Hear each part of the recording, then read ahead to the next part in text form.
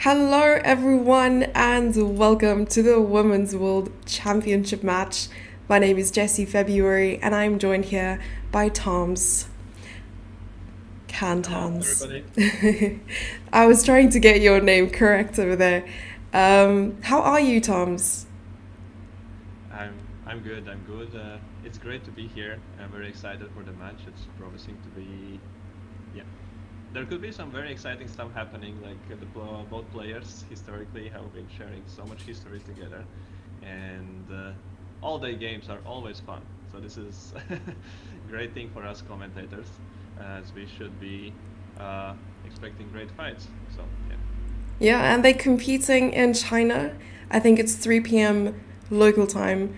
So, Tom's, I think that it's also like early for us. What time is it where you are right now? For me, it's 10 a.m. How about you?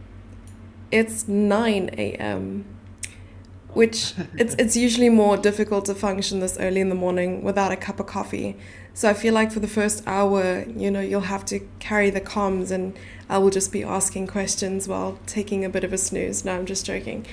Um, so have you done any sort of research? Have you watched the Women's World Championship match? I think the last one was in 2023, right? Yeah, last time was in 2023 between Ju and Jun and Lichess. And yeah, I was following that match quite closely.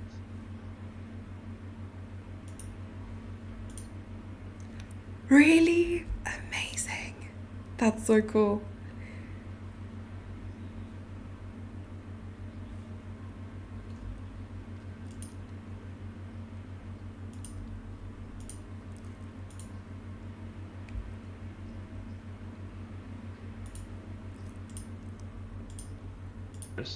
And I'm always excited to see crazy games. I don't know how it is for you, but this is for me like always the dessert, just to have tactical, sharp games on the board. I hope so. And I think that at the moment, well, not I think, I know that Ji Wen-jun is the current Women's World Champion. Do you think she will retain her title this year? Uh, I I don't know, and I don't know how impartial I have to stay as a commentator for the event. But yeah, just honestly speaking, I am probably slightly cheering for Tan here because of the fact of the playing style. I myself just really enjoy when players are going for it in every game. Uh, and I think there is a slight issue with the sound on my end that I'm not exactly heard there. So you have two options. You can either speak louder or turn up the microphone, if that's okay. It Okay, and needs that to be a is party on in my here. end apparently. Okay, that's on my end. Yes, just a second. I'll see if there's any option on that. Yeah, I do apologize for the first round technical difficulties per streamer, by the way. But yeah, hopefully for the entirety of the match, things will improve, especially the quality. But we'll work on those microphones to make sure everything's audible and everything is sorted. Let me know if you are able to increase your volume. Otherwise, I'll get my boom box. Okay, is there any change right now? It's What's on that? slightly better. Or you can come closer to the microphone. Maybe. Yeah, I can try to do that, I We guess. can have some ASMR Uh, going. okay, I'm just gonna be making sure to speak louder. Can I be heard now? Yes, that's perfect. Thank you. Okay, great. I'll just keep that in mind. Yeah. So this is actually a Lichess stream as well as an ASMR stream. So those of you who didn't bargain for 2 for 1, here you go. It is the April special. So the game is quite far ahead already. I believe they're on move 10. Shall we go back to move 1 and chat a bit about what's happening, Toms? Yeah, I think we certainly should do that because Move On already promised some sort of unexpected stuff, Yeah? I would say. as Ju and John played e4, and I did take a look at every single game that both of the players played with each other during the years. The Wow. first game actually that I found between them was already in year 2006, so they have a very long history together. If you have a And folder of those games, you should definitely share them with me so I can also catch up a little bit. That's amazing. Okay, tell me more. and the thing there is that for a lot of years, at all, from both sides, both players, all the games are having just King's Indian. Just d4, first move, and just King's Indian. Didn't Oh. matter who is playing white and who is playing black. and uh, and then they started to switch up things a little bit, but it was always just d4 and sometimes, very rarely, some c4 games. Like they do have a lot of games with each other. And yeah, so e4 on move one is already some sort of a surprise. I guess she's just like feeling out her opponent's preparation, which is the opening that she has prepared for the match here. And yeah, that's also, I guess, a claim that she does want to fight. Like she wants to fight from game one, because Mm. it's, e4 does promise more sharp games, more direct encounters, something like more unbalanced than we are gonna see after d4. And yeah, so this is certainly a surprise for me. And And Han responded with the Sicilian.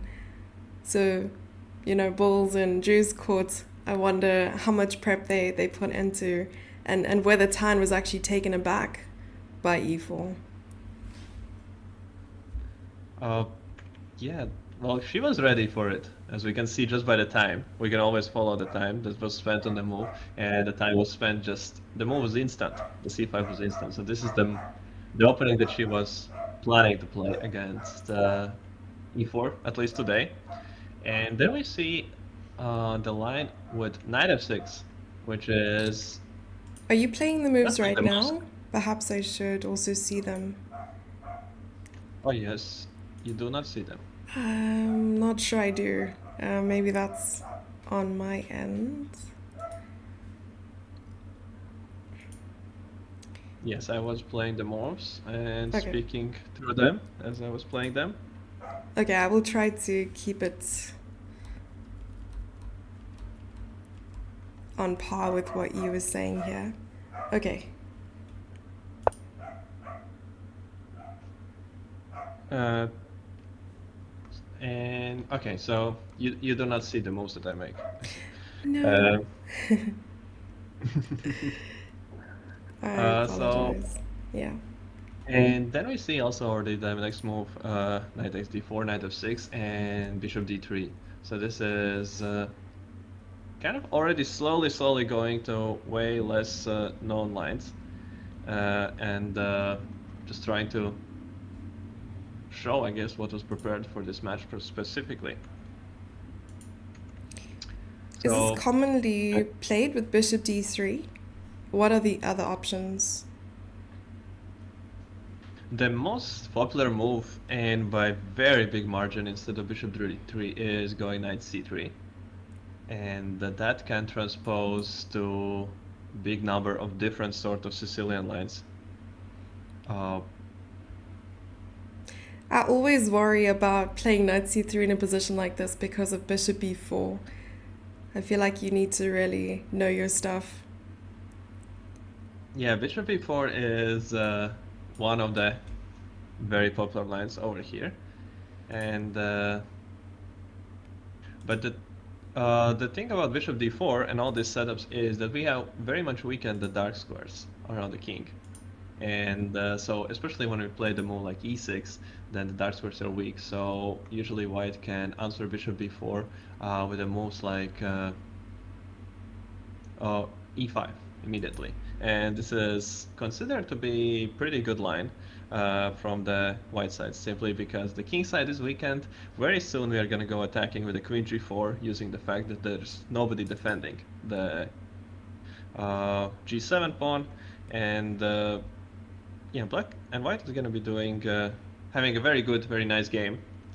So Are you an e4 player yourself, or more of a d4 player? I am. I'm an E4. I mean, I used to boycott D4 and openings like the London system just for the memes, of course. I have played D4 in the past to try and surprise my opponent, especially when they have a lot of preparation, or at least a lot of games of mine in the database with E4.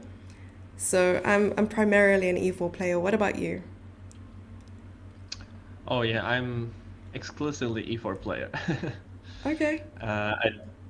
I do. I have done work on all sorts of D4, C4 openings due to being a coach and working with a lot of students who play all sorts of things. But myself, I do prefer E4 very much. So Okay. so And it's also nice to see E4 here because I can feel more familiar with the positions on the board. and what is your main response to E4, E5?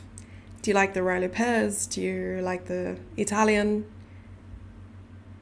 Uh, I guess I would say everything aside from Italian. Every single other line that you can play on E4, E5, but just not Italian. Yeah, it is. Uh, yeah, as I mentioned, I do like to go for an attack. I do like to be looking, yeah, for things to be fun on the board. This is just my preference. So And attacking player, sharp positions, and so on. yes, and Italian game is not the right choice if you want a sharp game, really. Oh dear. Okay, I'm gonna have to change. I like the Scotch Gambit. That's always fun. Yeah, that one is always fun. Uh, and yeah, or just the regular scotches also can be pretty interesting and pretty wild. And even the Roy Lopez has potential to also get more dynamic than just a very slow Italian game where we don't exchange a single piece till move Oh, 20. until move 20. Okay. I think you and I have completely different preparation folders. Um, I like going for the immediate, like C3, D4, not playing an early, D3 to try and build it up. Oh, okay, yes, that is true. In my mind, when you're speaking about Italian game, I'm just thinking about the calm setups like C3, D3, E4, and then Black is setting up just D6, E5, and and then there's just a lot of maneuvering around. But So that's true. There is what an Tom's option. is saying, chat, is that if you play the Italian, you might as well play D4.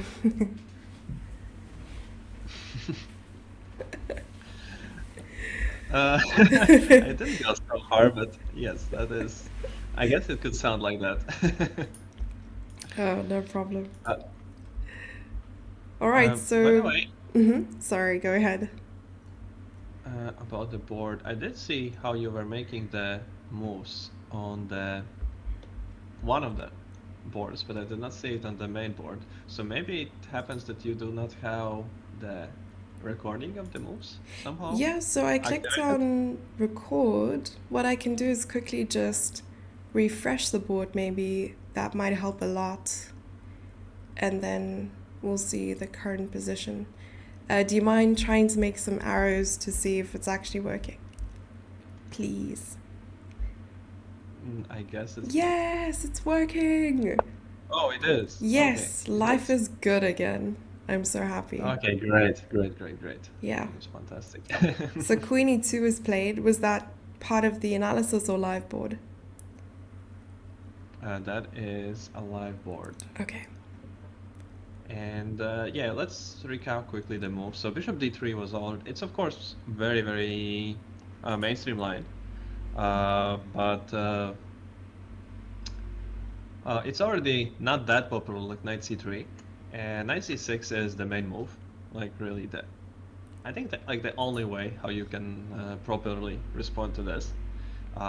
And so this is all very logical continuation. Bishop e4, and as we see by the player's time, it was also all the preparation. They just instantly blitzed out the moves, d5, knight d2, and now even g6. That's also the preparation by Tan. Um, What do you think about the g6 move I have so in this many position? questions. I've been like holding back at this stage. So you were talking about how the dark squares are quite weak, and then g6 happens, and I'm assuming that just for now that black does have, enough of the dark squares covered, especially by the queen. And after bishop g7, castling and so on, that black is not in too much trouble on the dark squares. But coming back a move or two, I do have a question here. A move I am familiar with, I think, in this position is something like c4, which I've seen before. Quite an explosive move, pun intended. Um, but is bishop c5 the main move? I'm sorry, bishop f4 the main move here? Uh, I actually do not know which counts as the main move, but I don't think that bishop f4 is the main move here. And in general, this is one of those positions that promise a possibility for white to set up pieces in multiple different ways. And whatever you're going to look at, if you're going to analyze it by engine, the evaluations are going to be almost the same.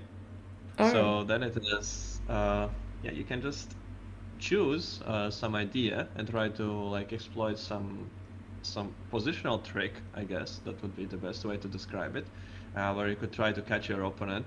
And assuming how quickly was also the g6 played, it could be that this is that against bishop f4 idea you need this g6 move. That otherwise maybe your bishop is somehow doesn't have that good of a square, the bishop from f8, and maybe for that reason, yeah, this bishop f4 move. So probably the point on it is that we are not able to just play bishop d6 any longer. And we don't want to be playing passive game with the bishop on e7, waiting, let's say we would be playing with the bishop e7. We are a little bit waiting that in case we would castle short, that now white is gonna be coming for a big attack here with the bishops and the queen jumping in, and it should be fine, but it can be unpleasant when everything your opponent has is coming at you. it's looking like And a French bishop over there on c8, which is giving me PTSD. Yeah, I'm a you French player. related that. Oh, okay. Uh, I see. So I can see the yeah, you judgment in your eyes, Tom. Oh no. don't no, and you don't enjoy having the bishop on c8, but you're playing the French. I understood that correctly? Yeah, it's intentional, uh, self harm, clearly for trauma purposes. Yeah. I was wondering after bishop f4 for white, Thomas, what happens if queen to b6? Is that an option for black? I think what we would see is that white would not care about the pawn on b2 at all, and simply castle quickly. And in case you do start going with the queen to b2, taking this pawn, then you are gonna be hit by most, I would assume, maybe even e5 and then rook b1, and everything is gonna come forward with tempos. And a few moves later, what will happen is immediately, of course, nothing is happening. Black is fine, there's no danger. But the problems will start in the moment when you need to develop those bishops through c8 and f8, and opponent has all the pieces active on the board, and you are trying to find some sort of a place where they're gonna feel safe, but it might end up just you have no such space anymore left whatsoever. I understand. And yeah, it's always very risky to be spending multiple moves in the opening to be just grabbing only one pawn. So that has to be evaluated very, very carefully if the position can be closed or not, or it's going to be opening up. Because in an open position, those tempos can be super, super important or harmful to you if your opponent has those tempos. Yeah, these are life lessons that are good for lower level players such as myself. So thank you. I value my pawns quite highly, so I just need to prioritize development over material count. And there actually are two type of players that I have noticed like two categories. One type of player is who always is gonna look to grab a pawn, like on b2. It doesn't matter how bad is the position, and then try to survive it, and just say that, okay, at least I have a pawn, and whatever happens, I'm pawn up, and then I just have to find a way to survive it. And then there are other type of players who are always gonna be looking for initiative and would never want to play such a defensive kind of game. Which one would you put yourself in?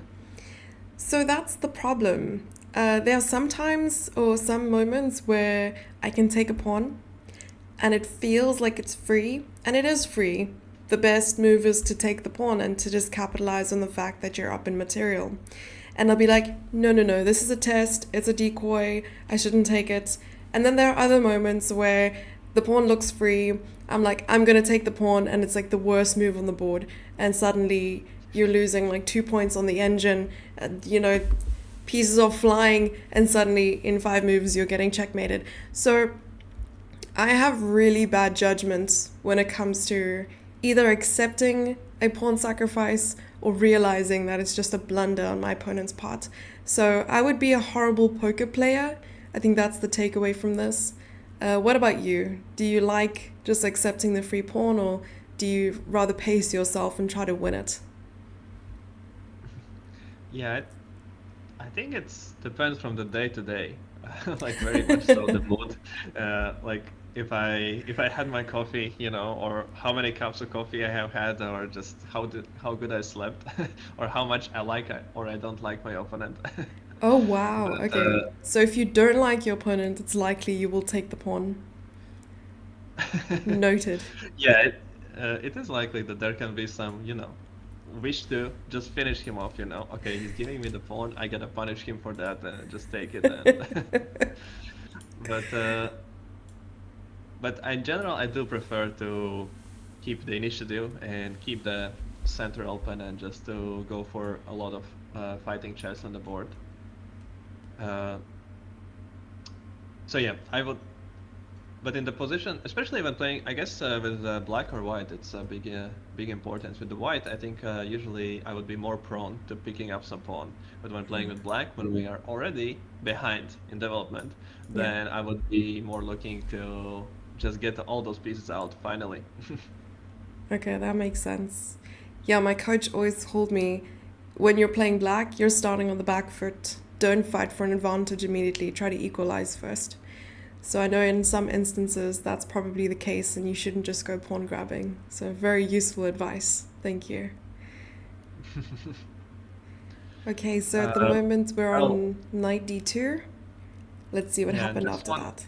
one thing that I Sure. managed to still notice in this moment is that in this position, when we look at least in the database, from what I quickly managed to search, e4 games are in general very rare, but for Ju and June. But so far, any opening that has come to this state, she has never played d4 before. So it was never open Sicilian games. She was trying g3, c3, but exactly against e6 setup, no open Sicilian. So this is very likely some direct preparation for this match. That was incredible. I had no idea. And this is purely from the games that you'd seen her play, or against Tan? Sorry? Like, So sorry, the question was like, is this generally from her database of games, or specifically yeah, against yeah, Tan? yeah. Just In general general. database of the games, where she has loads and loads of games over the years. And Incredible. okay, Yeah. so we return closer to the actual position right now on the board. So bishop g5 is still preparation, as we see by the time spent, and this was the move that is a surprise for Tan, at least if you can judge it by time management. Maybe she had it analyzed, but she was not ready for it. It was no longer playing blitz game, but just spending some time.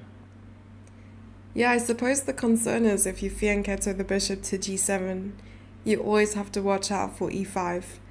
So that is a huge consideration.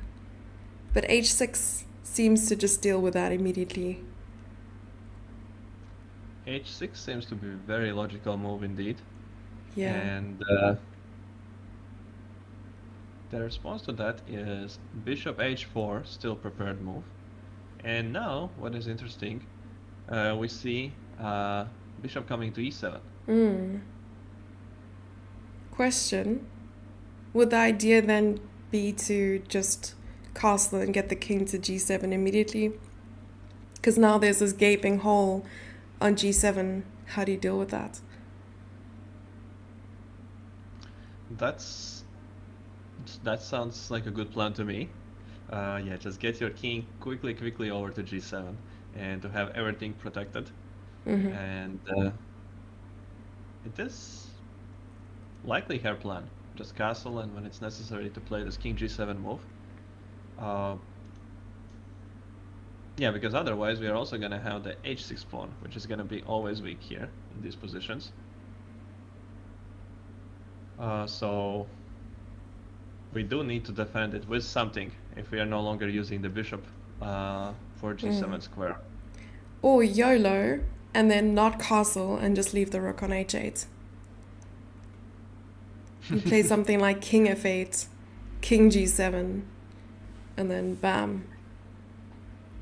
Yeah, actually, if we calculate the number of moves, if you have time for that, like if we want to play king g7 anyways, then castle, king g7 is 2 moves, and we have rook on f8, where we can claim that it's not doing too much.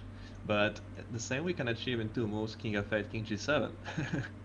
So, by the simple math, that could be just a better way, because we still have a rook on a more useful square defending the h-pawn. Yeah, it's a novelty. I just came up with it right now.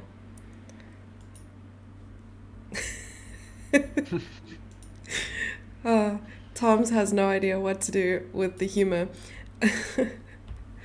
All right. No, I'm just thinking about the position, just kind of trying to figure out what is the plan for white here, and what could be the point on all this setup, like the idea, because usually when you set up pieces in a certain way, they have some sort of a middle game implications, like what you're going to be attacking, in which direction, and so on. So I'm just wondering, like, now that the bishop is on h4, it's no longer attacking on the king side. And this bishop is kind of staring down at the g6 pawn, maybe some sacrifices. I was wondering if the idea could be to get rid of the dark squared bishop, okay, for white, to get rid of the dark squared bishop. And because black has made so many pawn moves, then capitalize on the dark square weaknesses and maybe just try to attack these pawns somehow. Rookie suggestion. It's a good idea strategically. I would like to do that. Just we will have to figure out how to do that. I guess usually the hard part, making our wishes come true on the board. Yeah, but playing e5, another problem that I have is figuring out whether central exchanges or central advances are good or not. So whether to take on d5 or perhaps play e5 or just leave the pawn on e4. What would you say in this position? I think there is a big danger to playing e5. Positional danger that this pawn is gonna become weak. Since e5, if we just play it even immediately or later, is gonna be always met by knight d7, directly attacking this pawn. And once you exchange these bishops, the h4 and e7 bishop, so I guess we are gonna be facing the next option, how to defend the e5 pawn. And once it gets defended with some move like knight f3, I would assume, black could very quickly start pushing those central pawns forward. They do have more flexible pawn structure with c5 and d5 pawns then, and we don't know which is gonna come next, c4 or d4, and suddenly this bishop, which is sat behind all the pawns, could be the most powerful piece that black has in that position, attacking along the diagonal there. I see that. And suddenly the bishop becomes the hero of the day. Yeah. But perhaps in the same time, white can manage to go for a big, big, big attack with e5, f4, g4, and just run over it. Yeah, my camera decided to take a quick break and switched off. It just happens to overheat when a chess game becomes spicy. So had to switch on the fan over there to make sure that the camera is well ventilated. Sorry about that. But So that's yeah, a maybe good sign suggest. about the game, okay? I hope so. And, you know, statistically with the games, especially on such a high level, you know, the first couple games ending in draws, you know, those are the, I suppose, what's bound to happen. Usually, you know, you want there to be some peace before the war. I mean, obviously, there's the World Championship match between Ding and Gukesh, which was quite the opposite. But yeah. Just a sec. I'm gonna switch microphone to different one because I still see that people are saying that my sound is not perfect. So let's see if something changes right now, if there is any improvement. It is a little bit louder. It's just a little bit more radio-y. Could you be like, testing, testing? We can see quickly. Okay, testing, testing. Can you hear me now better? It is louder. Maybe go back to the first microphone. What I'm going to do is lower my voice, and then yours should be fine. Okay. Yeah, that should be Okay. perfect, actually, I hope. Let me So know, chat. it is, yeah. I'm also gonna change some of the settings there. It should be better, I think. On my side as well now. Oh, yes, it is. Brilliant. It is? Yes. Oh, okay. Nice. Oh, they were describing your microphone as crispy. Okay. All right. Yeah, it's unfortunately the cause of Google Meets, to be honest, the one which we are using for the video and the sound. It's true. It has some built-in automated microphone adjustments that you cannot turn off, and they do change the settings, like double change the settings, and then it becomes weird. Yeah, we're gonna Okay. have to pull some strings with Lichess to maybe organize us a Zoom for the next round, so things can be a little bit better. But yeah, I'm seeing that there's some developments on the live board, Toms. With knight d7, as you said, sorry, spoiler alert, because I know that we're still getting there. Yeah, well, okay, so on the live board, yeah, we see that position already. So castle was played and now a5. Wow. So just taking the space, and maybe she's looking to deal with the bishop. Maybe she also doesn't like the French bishop on c8 and just looking to get rid of it quickly. Taking notes. Or is it simply a space grabbing move, saying that black is perfectly safe with a king on e8 in the center, and just want to see what is white gonna be doing. Where are you gonna attack here from the white side? Yeah, which one do you think it is?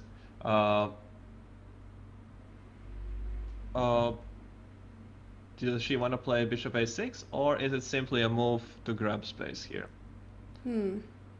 Yeah, as a player who battles with developing the light squared bishop for black, I would definitely think that bishop a6 is on her mind. It's nice to have it as a contender, you know, as a possible idea in the future. But a5 does also, as you said, grab some space. And if you were to pick a side to play with here, white or black, and you are an e4 player, so I'm sure you are familiar with structures like this, who would you pick? I think I would pick black here, personally, because I like the potential dynamic that we can get. Like we have so many pawn pushes that we can still get on the board, Mm. and yeah, it does promise some attacking prospects in the game. You know, we still have c5 available, we have a4 available, e5 is also an option, actually, and just grab a very, very strong pawn chain. And after we castle, maybe we can sometimes prepare f5 as a move. So it's all very aggressive and all very uh, like straightforward. But from the other side, white is just having a solid position. There's nothing wrong with white's position, obviously. Mm. And so just by the idea, if white didn't do anything strange, then white can't be bad. That Mm. doesn't happen like that. So you're always going to be doing slightly better with white if you're just gonna do logical developing moves. Yeah. And what about you? Which side do you prefer here? Yeah, it's funny that you said that there are so many options to push pawns for black. And I'm thinking black has made 6 pawn pushes visible on the board right now, and white has only played, well, only has e4. Um, Yet black is also underdeveloped. I'm quite on the other side of this, even though this does remind me a lot of the French with ideas of playing c5 and, well, the text move knight d7 as well. I think I would choose white pieces just because of the simplicity of the development, and also, I mean, no crazy pawn pushes yet. I don't even know. Yeah, well, the next move was queen e2. I would probably play something like that as well. Yes. And then try to get the rooks to the center. It's more like an empty canvas here for white. And yeah, lots of options, I guess. I'd be really afraid of just the weaknesses of all the pawn pushes. But of course, you're a grandmaster and you'd obviously be able to understand the pawn structures a little bit better. But for me, the simpler the better. Oh, I think that this is just it does seem like grandmasters understand stuff somehow more. Like it's generally spoken like this, but in reality, I think most of the time we are just we don't really understand as much as people claim that we understand. We are What's the uh, secret? just somehow on the just going more on the intuition and less on such a brilliant, deep kind of I don't know calculations. Of course, I can't speak for the very top guys. They probably understand everything. At least that is my feeling. But Mm. I think if we go lower on people around my rating range, then very often it is that just by doing some general logical things, it tends that suddenly things come together and then it looks all brilliant. But it was not that it was planned ahead, like super deep and with a big understanding. It's just that it just happened. So I see. Do you uh, still compete, or what is your main focus when it comes to chess? Coaching, competing, content creation? uh, I do like to play when it's possible, but I am mainly coaching right now. This is the thing that I do most of the time, and it of course takes a lot of time. Yeah, I can imagine. Yeah, and you enjoy it? Yeah, it's nice to help people out to see how they're progressing, and especially nice it is when you see that you actually, it helped out somebody, Mm-hmm. and that they got better results, and Mm-hmm. yeah, they're satisfied with how the progress is going. It is Uh, very rewarding. Yeah. and do you still play actively yourself? I am trying to play a lot more. I haven't played in like 5 months now, but I'm playing later this month, and I'm seeing this commentary for the next few weeks as my prep. So this is definitely the prep, looking at top level chess, discussing it at a top level as well, and I stream quite a lot. I do coach. I have a player playing in the junior South African championship at the moment. So a little bit of everything. I'm spread quite thin. And then, of course, the commentary, which I quite enjoy as well. Adding a little bit of humor and lightheartedness, to the commentary. So yeah, that's me. Yeah, that's cool, and that means also, I guess, very busy uh, time. Good luck to your student in the championship. Thank you. And just that you mentioned this thing about yeah, this being like a preparation for yourself. Uh, I can actually very much relate to that because Mm. on the normal, it's very helpful to look in depth at some games, like just to really analyze them. But you never do that on your own. On your own. At least I don't do that. I don't know about you. Okay, It's I'm tough to not gonna do. speak. Yeah, the motivation is often not there, so I get that.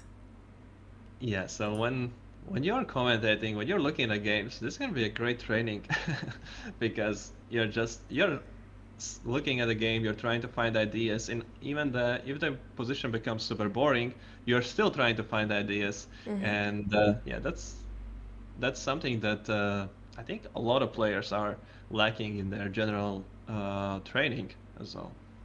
I agree. And this reminds me of something we used to do when I was a junior player. I used to go to a chess club quite frequently, every single week. And one memory that I have was during the World Championship match. I believe it was Magnus versus Vichy. And we would watch the games live or, go through some of the past games as like a club. You'd have someone host the session and we'd all just discuss and contribute. Of course, our understanding isn't at a really high level, but at a club level, we were still able to discuss it and learn a lot. So it's always nicer to do it as a group than do it alone because of the motivation factor and just it's fun to hear other people's ideas. Yeah, group classes do how this like group any sort of group chess activities have this special thing, and I also always enjoyed working as a junior player. Very much enjoyed working together with other kids at a similar level and solving everything, even just such a boring thing as solving endgame studies can become interesting Oh, when you're oh not doing it goodness. alone. That's true. Working on endgames alone, it sucks. That's why it's always nice to have a study group. And honestly, I have a question for you actually. Have you ever worked through Devorevsky's endgame manual? Uh, Not the entire thing, no, but I have been looking at bits here and there, Hmm. and been doing some of the stuff with that, from that also with my students and so on. But the entire thing, yeah, that is that's a lot. Have you done that? I've also not done the whole thing. I think the first two chapters I've taken a look at, and one suggestion from a coach is also bouncing around. So seeing which chapters aren't too intimidating to work on and working through that, not just saying, okay, the book is difficult, I'm not going to try. But it is quite, yeah, tasking and heavy on the brain. I'd say, yeah, especially some of the chapters that are more in depth, like rook and pawn endings and so on. I find really difficult to work through. But some of them are a little bit better, like the knight and pawn endings in the beginning of the book are quite nice. But yeah. Yeah, it has a lot of such a generally useful to know endgames, like such a not very specific ones where it's just this particular position and it's only in this position this idea works, but the general ones with a different sort of material on the board setup, and then you can apply it to any endgame that you have on the board, and like this, it can be very useful, I think, to work through different sort of material imbalances Hmm. and just to know how to approach it. And if you are about to exchange pieces in the middle game, just to know what to look for in the potentially arising endgame on the Hmm. board.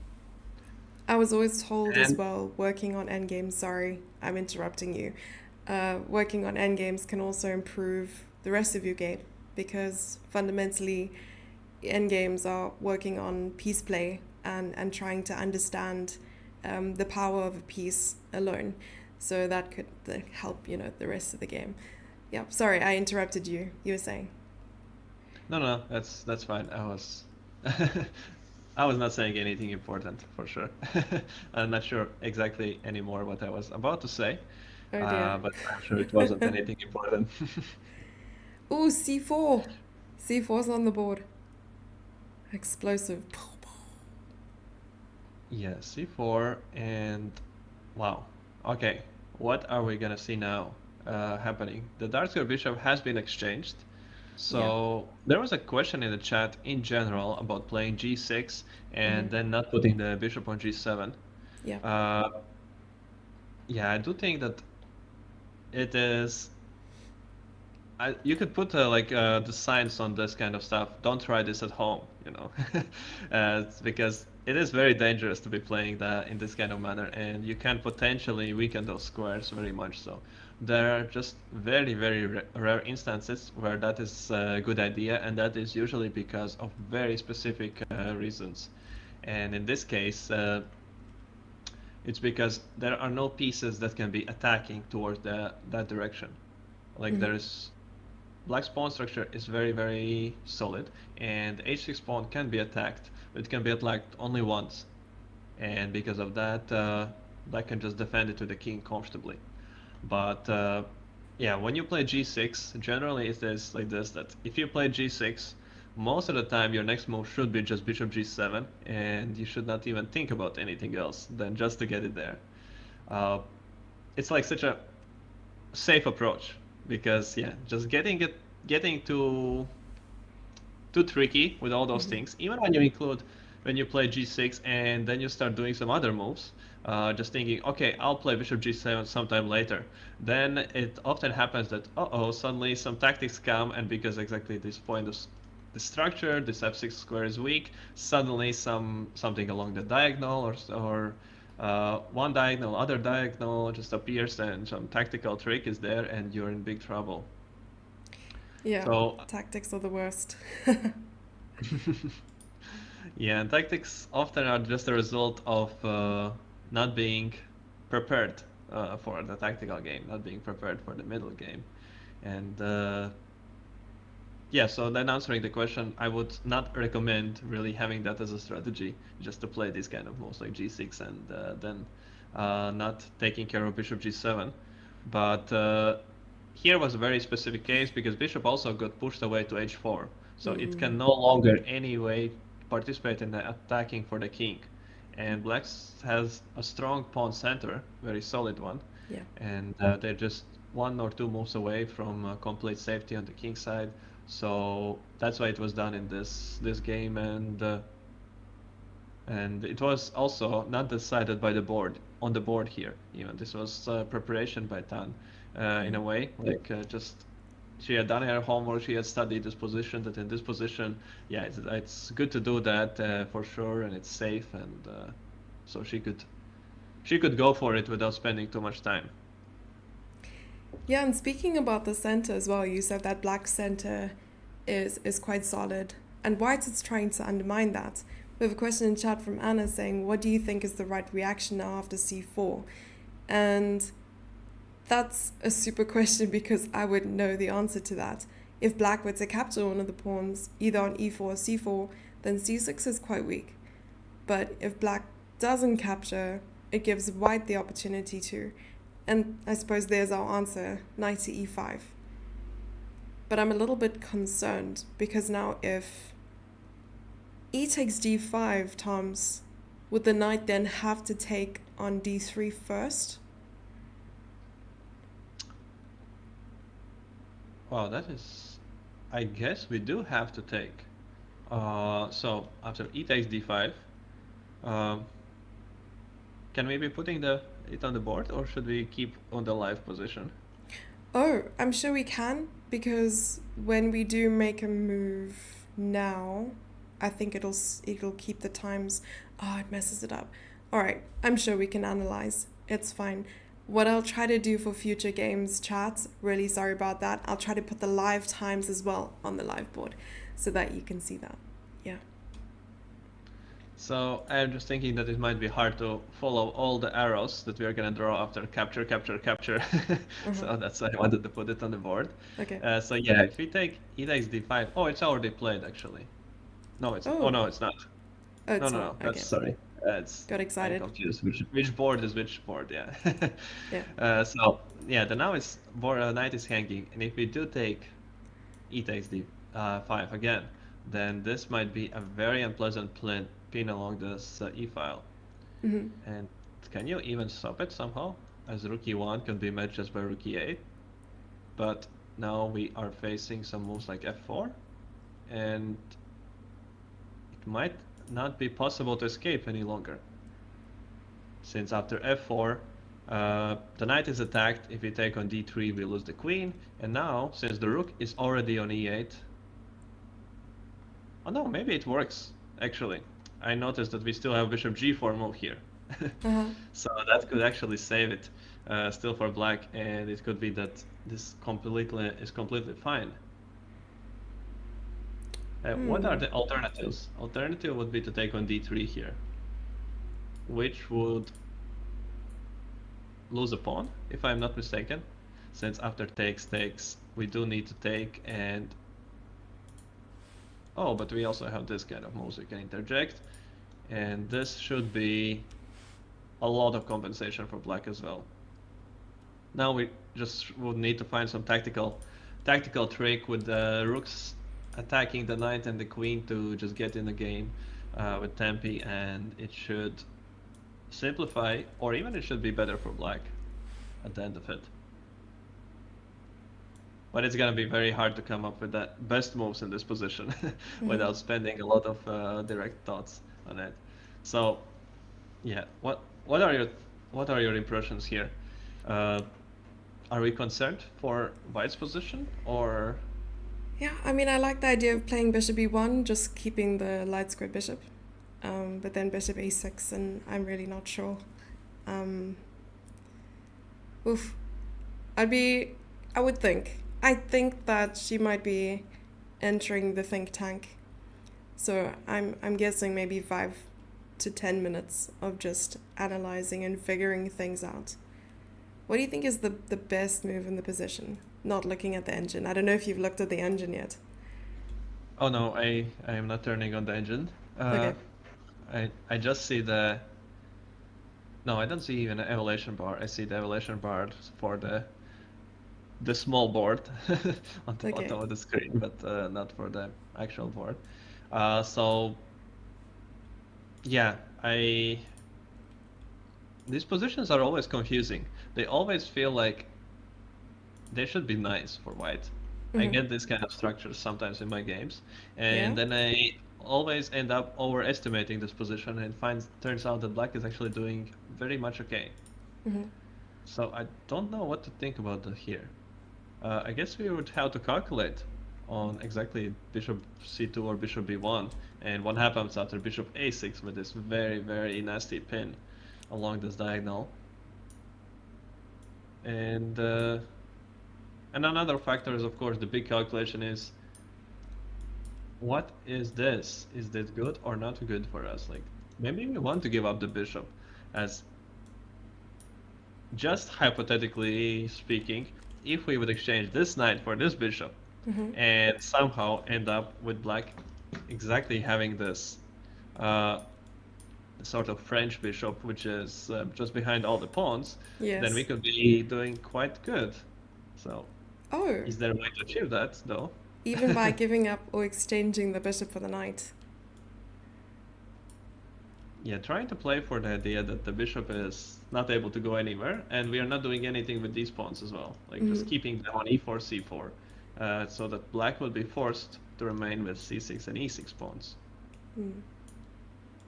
That makes sense. Yeah, But I don't know how to do that. for the viewers, I'm trying to set up the live times so that things don't change when we are looking at analysis, and I think that will help a lot. So don't mind me. There we go. Professional streamer. Look at that. Wonderful. Very nice. Thank you, thank you. All right. Uh, Okay, yeah. so but my Speaking of the prediction, time, yeah, my what's your prediction of the prediction? think time, 10 minutes. I'm thinking 10 minutes, yeah. How much has it been already? That is a great question. I think she had an hour and 5 minutes. Okay. So that's six Yeah. minutes What do you already. think about the players' time management so far in this game? Well, they Uh, played the opening quite quickly. Like you said, they were probably still in preparation. And then things slowed down as their prep ended. And usually, chess players are transparent in that sense. They slow down the moment their prep ends. And that shows their opponent as well that, now they're on their own. They have to rely on their like general knowledge of chess. And that's often what I like to relish in as well when it comes to preparation. Take your opponent out of prep, and if you're the better player, you'll most likely win. But I have also been on the receiving end of someone prepping against me, and even though I was slightly stronger than them, their prep prevailed, and I was much worse out of the opening. So, yeah, that's definitely. What are your thoughts? uh, yeah. Well, I think it is a big indicator that how quickly actually Tan has played this position, because 20 minutes so far spent this deep in the game is, I think it's a sign that she's just very familiar with the structure, that she has actually done some extensive preparation Mm-hmm. on this particular mm, pawn structure from this opening. Maybe it was not this exact line, but it's very often that it's not so important what is the exact line, uh, but the more important is where which pieces are going, and then you can just adjust also to different move orders. Mm-hmm. And for her, the time spent so far, 20 minutes, it could be also just that she is figuring if out, okay, is this the same thing that I looked at, or do I need to come up with something new? And then just maybe she just concludes, okay, no, this is fine. Nothing has changed here. Nothing special is happening, so I can just play with the usual plans and be completely fine. Uh, I don't know how it is for players in the World Championship match, but for me personally, I very often end up by the board, just thinking, tanking, not for the reason that I haven't prepared this, but because I'm confusing all the lines that have prepared, and I have to make sure that this is the correct one. Uh, how is it for you? Are you always confident that this is it, that this is what you prepared, and you just quickly blitz it out? I try not to blitz it or give away too much. Sometimes I bluff, and now I'm revealing all my secrets. Sometimes I pretend to think longer than I should in a position as to not give away the fact that it's still preparation. Because that can often, confuse the opponent. Okay, she's thinking here, she's out of prep. Meanwhile, I know exactly what I'm doing. I have to rely on these tactics sometimes just because my memory isn't what it should be, probably, or isn't what it used to be. Let's rather call it that, calling a spade a spade. But I try to bluff in some instances and not blitz out the moves if I do know what I'm doing. I need to make sure, double check, triple check, because often, it's very easy to mix up the move order, and I know how important move order is in some opening lines as well. I am so confused. Wait, I'm not confused anymore. My confusion stemmed from why not c takes d5, and the answer was quite clear. Actually, why not c takes d5, Tom's? Yes. C takes d5 was this position that I concluded that I don't feel like calculating it, but it should be Oh, something pretty. pretty nice for black here. Okay. But maybe it's fine for white, and maybe they can go as far as to take it. But I would guess that at least equality we can always get here from black, just by playing some simple moves like rook c8, queen b4, attacking this knight with Yeah. everything we got. And then if you play b3, still adding a4, exchanging those pawns, winning back on c4, and agreeing for a draw almost. I was looking at Uh, moving the rooks around because of the queen sort of being overloaded in the sense that like rook f to d8 could attack the queen. Queen doesn't have a lot of squares available to it. Where does the queen even go? that is a great question. Where does it go? Wow. Um, well, do we have to sacrifice an exchange?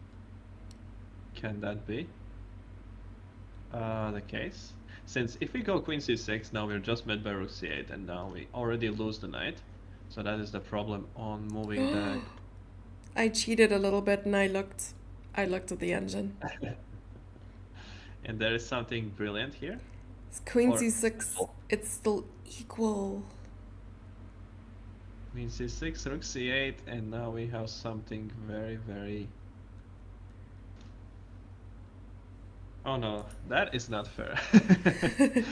Oh, queen d6 now, and we attack here, right? Yes. Queen Okay, d6. so that's how we can That's tweak the saving grace quality. right there. Now, when you point it out, then yeah, it's possible to find it, but it's tough to come up with something like this. It's easier to But it's find just when you're saving, looking right? for it. Yeah. Okay, so queen d6 was like only move, saving grace right there. But in order Yeah, to but avoid this entire line, she played queen to e3, I believe. since Yes. I guess she did not feel like going into position where just has to defend. And now this is a big, big moment now for Tan. I guess she is gonna start calculating because this is no longer the position where you just play moves on general positional understanding. Now you have to consider which is more important. Queen takes h6 or c takes d5, which is the bigger threat. Yeah. I What was is always your told feeling? I was always told that you got to protect your pawns closer to the king, but maybe in this instance, the central pawn is slightly more important. What would you do here? What are your thoughts? Which pawn is more important here?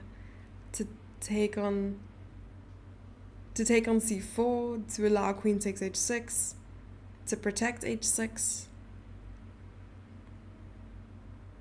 Yeah, I would like to take on c4, but I tend to allow opponents to do checkmating attacks on me.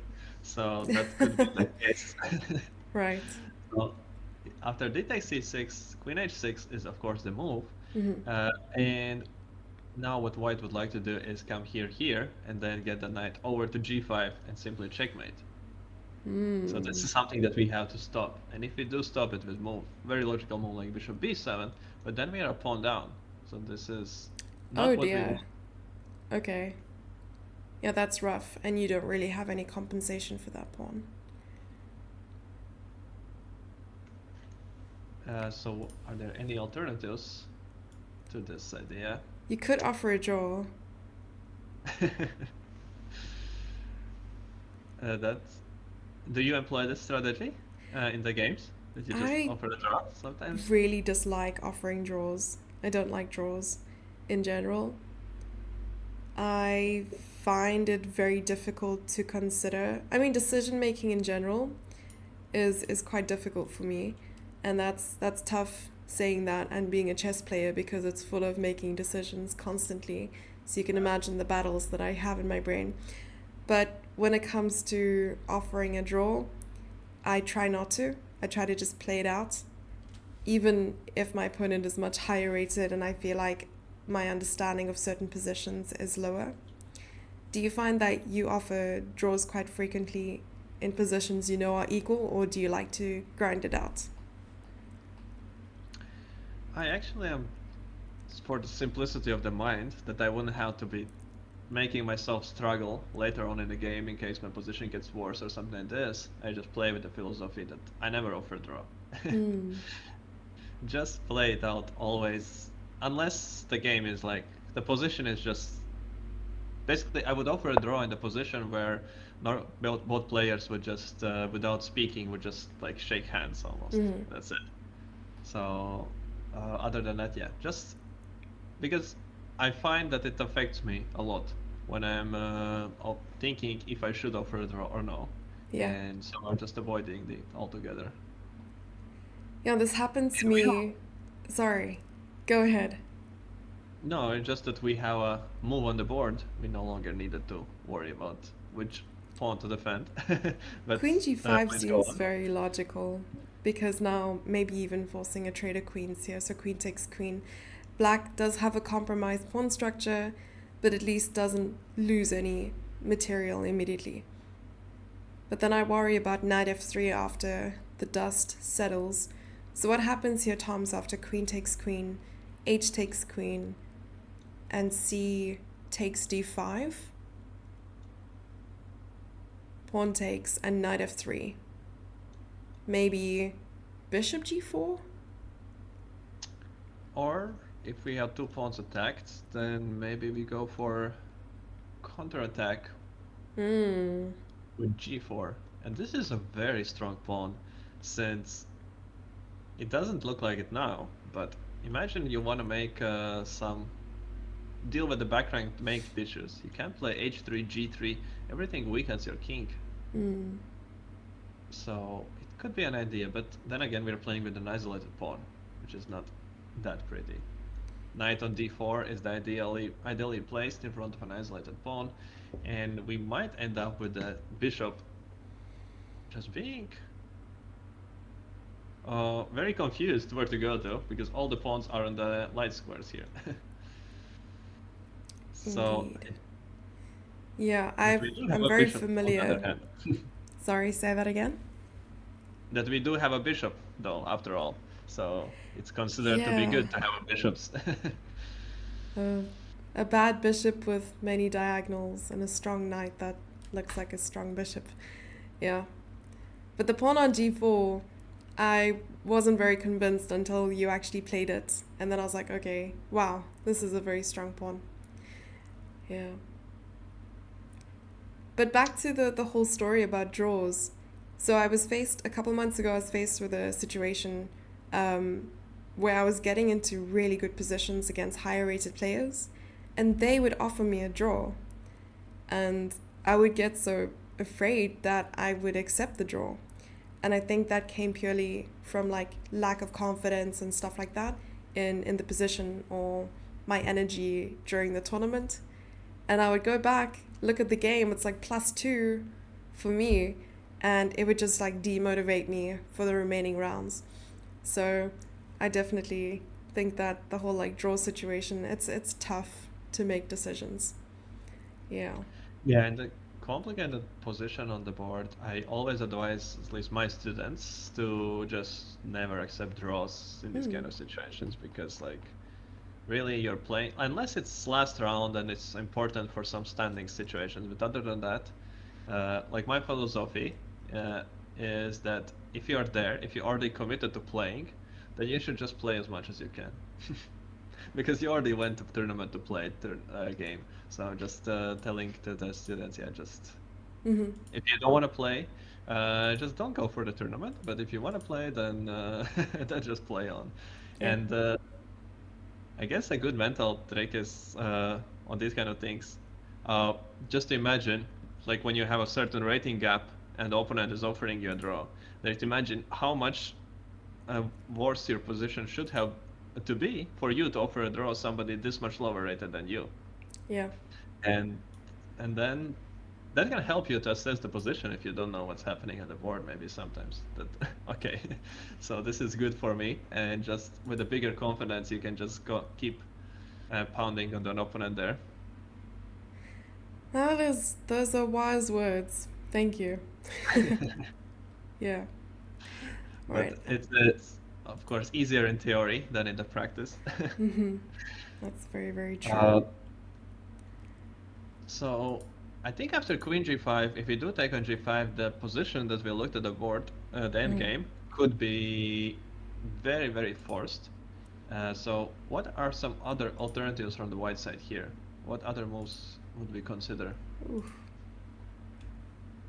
Oops. Do we consider to go aggressively with f4 and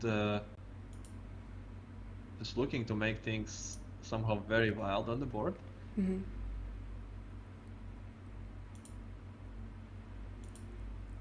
F4 looks adventurous. I never considered it. I was only looking at queen takes queen. What happens if f4? The queen will obviously have to move.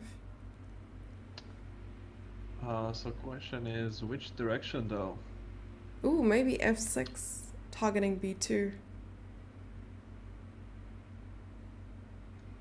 Queen f6, targeting b2. Yeah. But perhaps now I could keep using the dark squares. Just claim that if you do take on e5, then suddenly this pawn is not a weakness, but it's controlling two very, very valuable points and two super dangerous outposts for the knight if it eventually manages to land there somehow. Of course, how it's gonna get there, I have no idea, since we can just play bishop b7, and in case we take, then the bishop is controlling everything. But this is one of those kind of positions where, as a commentator, you can be speaking stuff, all sounding very wise and smart, and then it can be just, when you can check it later, it can be completely wrong. Yes, no, I completely agree. And then you sort of miss a really big tactic sometimes as well. You're like, oh my gosh, oversight.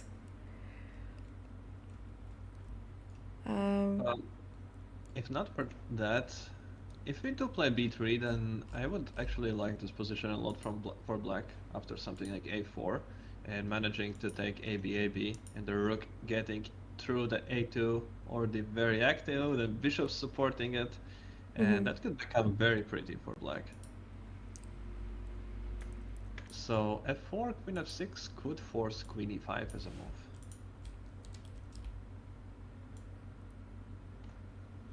Ooh, after queen e5, maybe we finally managed to play our king g7 move, the one which was missing before. 20 moves ago. Just Yes. Just waiting it out, and in case you go for an endgame, then the king is already active, controlling dark squares, so we have at least one piece that plays on the dark squares. And we don't give up the e5 pawn here. And if you do take here, then we can consider taking, and in this case, the e5 pawn maybe is not that good anymore, since it can be actually attacked. Yeah, this I like for black. It seems very, very safe. I don't... Probably the white is still in control, like in a practical game, but black should be the super, super safe in this kind of setups, with rooks on the two open files, the pawn coming. Or do you think there is still danger here? Yeah, I was worried about the power of the knight, because the knight doesn't have to take the bishop, it can just chill there on d4. Yeah, but maybe with black's activity with the rooks, it seems quite convincing. White would have to maybe... Would it make sense to place both rooks on the second rank and just not move the pawns, and then play something like h3, king h2? But we are still gonna need to create some threats, I guess. Otherwise, I guess we are gonna play a4, rook b4, and just walk back and forth with the rook or something. I see. Or maybe we could try to push the knight out from d4. Ideally.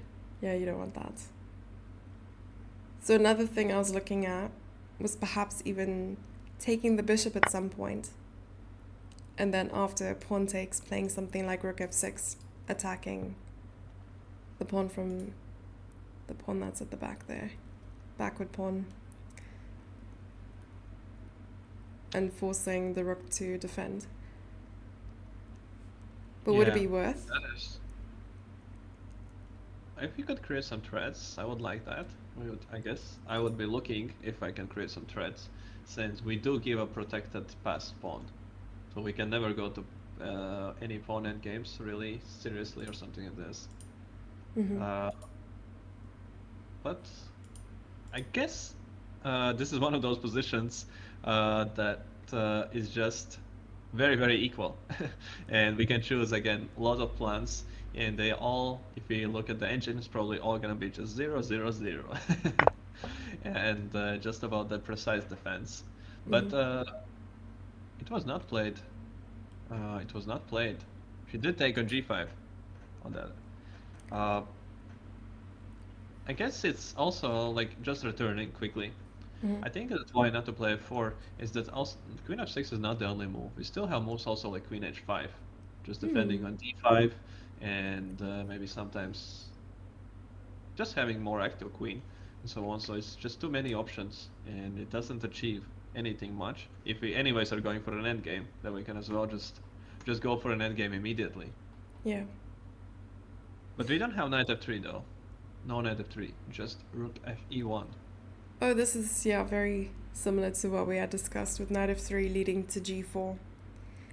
So I looked at the engine again. I know I'm not supposed to, so sorry about that. But I saw a move like c5 actually after queen to h4, so creating a passed pawn for white, and maybe the idea is being, create two passed pawns, a3, b4, and so on.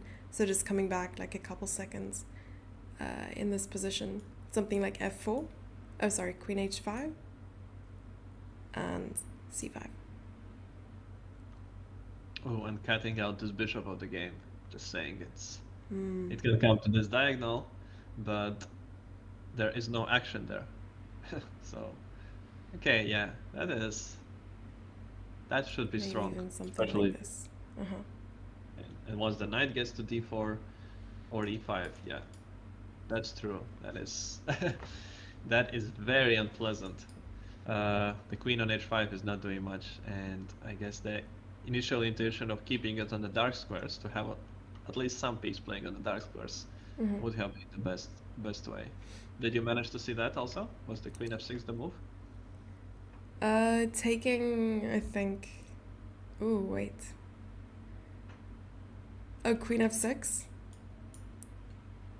Wait, in what regard? Okay, after this. Yeah, so this was probably fine for black, right? Yeah, it is 0-0. Yes. So she's looking just to play some better endgame, and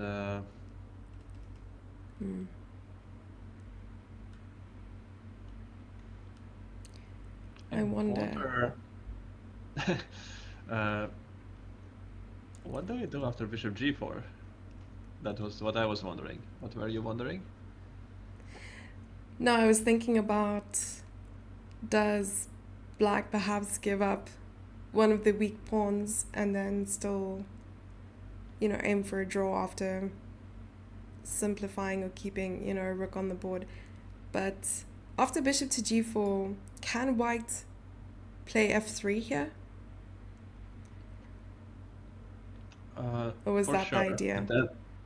Then we don't have knight f3 any longer. So that was the idea. Yeah, to play, provoke it, and then to put the bishop. I'm not sure, f5 or e6 though.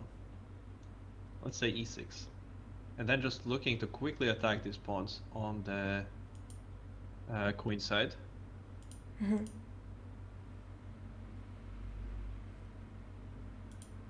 Yeah, I'd actually think that probably she's planning rook c1 after bishop g4.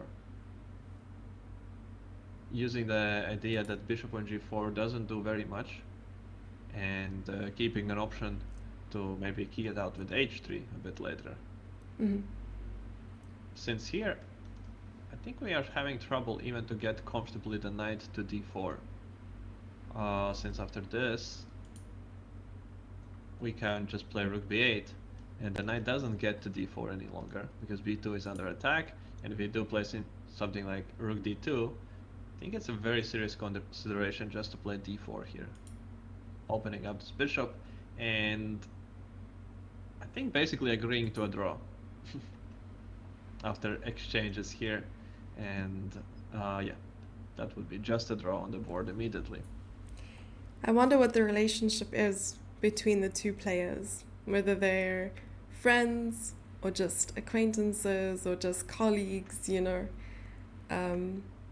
I think that also helps a lot in trying to figure out whether it'll be a peaceful day or whether they will fight tooth and nail right into the end. Of course, personally, I love drama, so if they were, you know, enemies on the board and off the board, that would be amazing for the chess. No, I'm joking.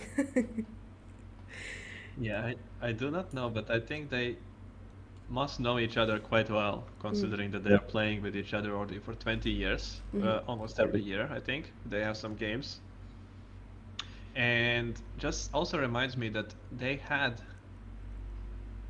I don't recall exactly when, but about probably 10 years ago or something like this, games where they had an endgame rook and a knight against rook, and it was played out almost all 50 moves trying to checkmate. So it's Wow. no peaceful kind of draws in these kind of past games, and I think that yeah, in the match for the world champion title,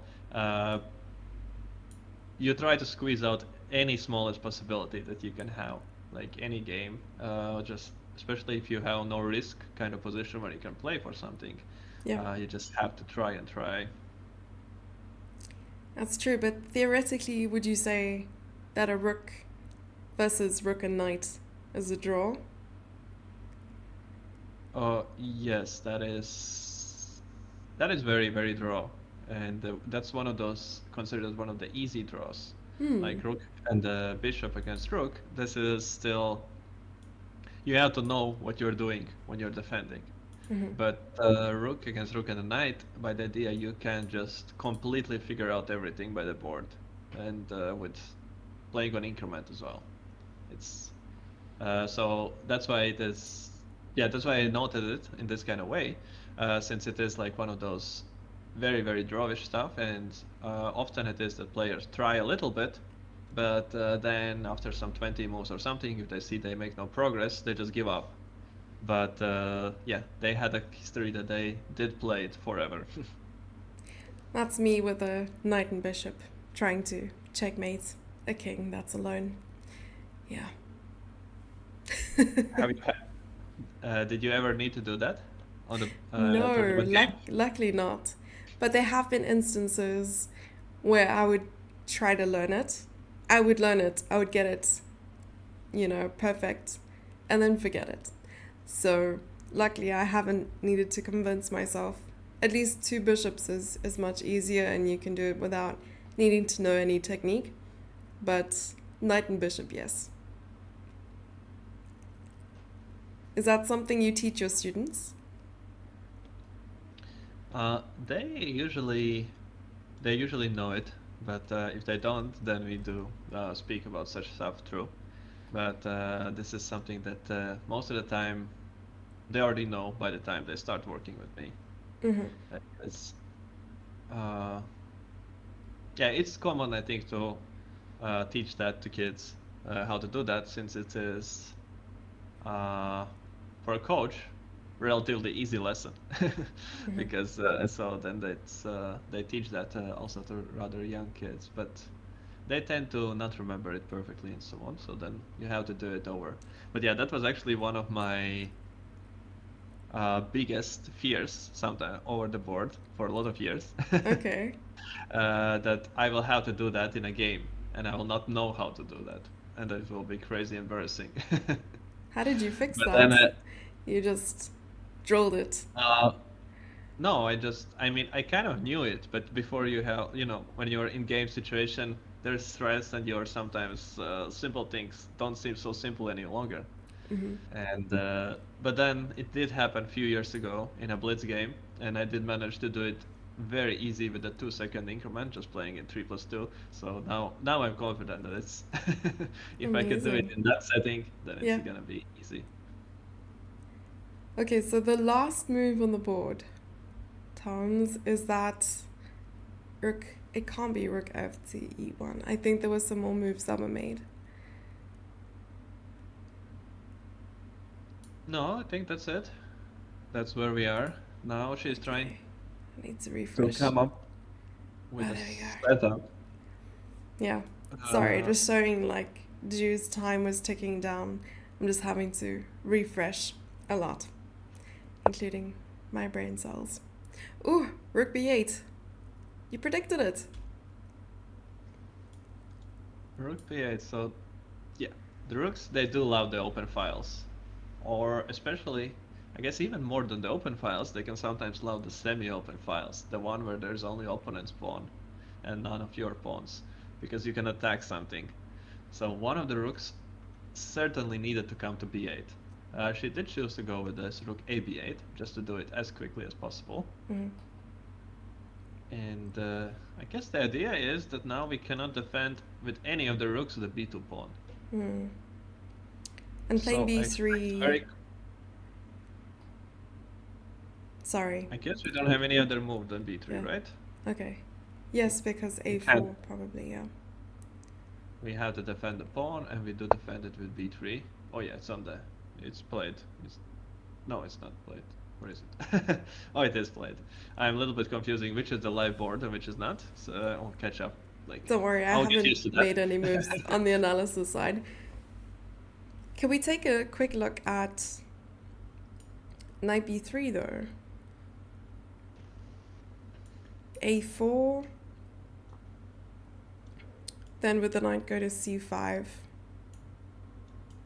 targeting a4 and the pawn on d5. And so now I assume we take. Mm-hmm. And I assume we take, and you take, and we attack here, and we have a draw. Okay. Let's just sync. I would expect that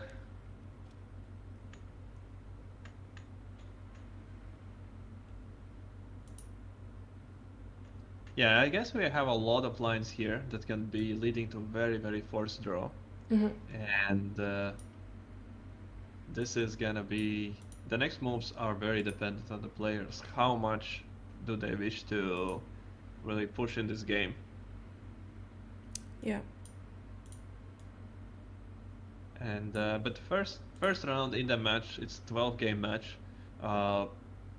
It's a very, very long distance, and I think that like in the predictions before the match, all the top female players who were asked who do they think are the favorites, almost all of them just said that they think that Ju and Jun is a small favorite in the match. And I think it mainly comes down to the playing style, because the match format extremely favors the more solid player, since you almost never lose, and then you are bound to get some chances sometimes, for sure.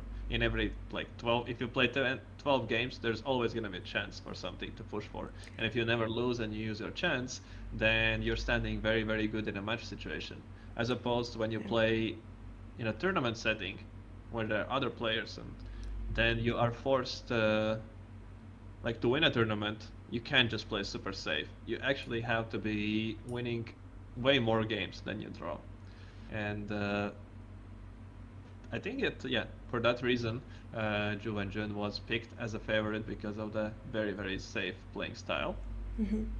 And so it's not surprising that we see a very positional kind of position now on the board. I But I think think energy that plays an important part as well, and how match fit players are. Because you could be in really good chess shape, but maybe physical shape halfway through the tournament, you find yourself being exhausted. And it's nice that players do have a rest day, I believe, after every 2 games. So that is quite good. They can spend some time relaxing and resting. Do you enjoy the rest days, if there are any in the tournaments as a player? Yes. Sometimes I have the energy to go and explore if I'm playing a tournament in a place that I've never been before. And sometimes I choose to just sleep the entire day, and it's glorious. What about you? Mm, it doesn't happen often anymore since there would be rest days for me, but I always absolutely hated them. Oh, why? Because it just usually develop a rhythm in a tournament, and I never felt like really tired after just few games of playing. Mhm. And then it is that you just lose the rhythm that you have developed, and then even if you spend the whole day sleeping, then it's like uh, your body is like kind of asking you what is exactly happening now. Do I have to be focused and mobilized for the tournament? Do I or the resting? Is the tournament over? Mm. And yeah, just I never can find balance on the with the rest days. Oh, If so I want to losing compete. momentum. I understand that. I can get that. So if you're on a roll, on a winning streak, or you just find that you're playing really well, rest day can mess that up. I get that. Yeah. Uh, Playing in the Olympiad, not this one, but the one which was before in India happening. Ended up playing all 11 rounds, and it was actually very nice in this kind of way because there were just one obligatory rest day, Mm. but there was no other rest days. Wow, all And, 11. Oh my goodness. How was your performance? it was pretty good. I think I scored 7 out of 11 with 7 wins and 4 losses, which Wow. was very strange with no draws. But but yeah, it was a good event, and I really enjoyed just to play every day. Which team did you play for? Team Latvia. Latvia. Okay, cool. Just double checking. That's really cool. And was that your only Olympiad that you participated in? No, I think right now I have participated in 5 Olympiads, if I'm not mistaken. That's so cool. Which one was your first one? The first one was in Khanty-Mansiysk Okay. in Russia in two, which year was it? Oh wow. 2008? It's been uh could be 2010 maybe or 2010. 2008. I'm not sure. I'm Okay. not sure which year. One of those. Because I think 2012 was in Turkey. I might be wrong. 2014 Norway. 2016 Azerbaijan. Yeah. Trying to remember. Oh wow. You remember that well. Yeah, but Yeah, it I must have followed been. them. My first one was only in 2016 in Azerbaijan. That was like my debut. It was a lot of fun. And in your first Olympiad, did you feel super overwhelmed in the playing hall or did you adjust quite nicely? What was your experience like for your first ever Olympiad? Oh, I was incredibly stressed. Oh dear. Incredibly stressed. And it showed on the board Uh-huh. because I started the Olympiad with 0 out of 4. No. Oh my gosh. And it was a big deal that I got to there because when I played there, I was, I think 16 years old. Wow. And it was, as a young, talented player, kind of for Latvia standards, I was playing there. And it was, yeah, it's a horrible start. And lucky for me, the team still trusted for me to play on any games because it often happen when you're the lowest rated player in a team, you lose 4 games that you are just done with the tournament. They are Yeah, not that's gonna push why you any I longer. was I was about to say, I mean, you're losing 4 games in a row and your team still allows you to play. It's a very nice team. We lose 2 games in a row and you're out. Yeah. And then I ended up winning next 3 games in a row, all with much higher rated players than me. Mm-hmm. So and still was even fighting for the norm till the last round, despite that kind of start. So historically, the start of Olympiad has not been easy for me. I have Yeah. very famous blunder from one of the first rounds, also in some different Olympiad. Okay. Uh, the, I did Famous blunder a blunder? queen in one move. Just Oh no! No! Oh my gosh. That must have been heart-wrenching. Yeah. I hope they didn't give you yeah, a nickname after that game. just yeah, they didn't, but nobody was too happy to see that. Yeah. Yeah, I have a incident where I was playing for the nationals. It was our team nationals in South Africa, and our team was winning. We just needed one more win, and I was so many pieces up. Also, junior, much lower rated, and I ended up stalemating my opponent. It was horrible. I promoted again, and it was stalemate. And that entire event, they just called me Stalemate. It wasn't Jesse anymore. It was, hey, Stalemate, how's it going? And yeah, never again. How old were you then? Oof, 13, 2010. Mm. Yeah, I'll never Okay. forget. Yeah, but at that age, those things are, I think, more acceptable Mm. still, rather than. I think my queen blunder happened when I was already. Yeah, it was in Tromsø, in the Olympiad in Tromsø, so when I was 20. 2014. So you were like And 22? No, 20. Ouch. 20 I was, yeah. And already, I was 2500, and I just played move with the queen, and the Yeah. knight just took my queen, and I resigned. Oh no. Were you thinking Being a about pawn your up. next meal, maybe? Well, we have No, I blind was spots. Mm-hmm. I was thinking about some very smart stuff, like where I want my queen to go to have positionally better position, not thinking about what happens on the way there. Yeah, consequences are horrible. I hate them. Oh, okay, so a4 was the last move that was played right here.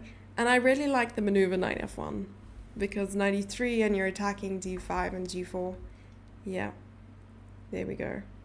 So, But we no longer defend the pawn on b3, and that's why we see move a4 on the board. so the concession is though that the pawns would probably disappear on the queen side really soon. Is it So what safe are to some say likely lines here? yes? Are Do we take on a4? I do like that. It looks ugly, but what else do you do? Rook a8 maybe? Or rook b4? Rook Rook a8. a8. I do like rook d4 now. Oh, you wouldn't At take on least- d5. Yeah, I'm gonna reserve that for the knight. Okay. And at least for now, we're trying to keep one of those pawns, just to Okay. have something. Yeah. You're a very patient person. Wow. I do like my pawns. We have an extra pawn, so we try to keep it, but yeah, now this could actually maybe turn out pretty good for white, since after take on a4 we lose on d5 and we still have an a2 pawn. And also g4 pawn is another attack, like you mentioned before. That's true. So many pawns hanging. But I expect, though, that we are going to see rook b4 here as a move, just to stop rook d4. And in case of a rook takes d5, we are just going to see rook takes a4. Maybe knight e3 now? No, but then rook takes a2. How would you... if we lose the a2 pawn, then that is it. The game is over. Okay, I prefer rook d4 now. And after rook d2, we still have a bishop e6. Mm-hmm. We're struggling to defend the pawn, and now everything comes at it, and we lose it. And I think even this position is just a complete draw. You can play it on, but 3 against 2 on one side of the board. Yeah. It is. It would. If we reach this, it's gonna be a very long game. Oh dear. But Because I was gonna say it's. What do you mean? It's completely winning for white. White's a pawn up with the knight versus bishop and all pawns on one side of the board. uh, yeah, it would be on one side of the board. Somehow, all those positions end up running out to the pawns. Mm-hmm. Like you have a pawn, but the problem is that the pawn endgame, pawn and the king against king is a draw, and then because of that, on one side of the board, Yeah. usually there are resources to defend it. But how can we play on that? From two kings? No, I think that's just a draw.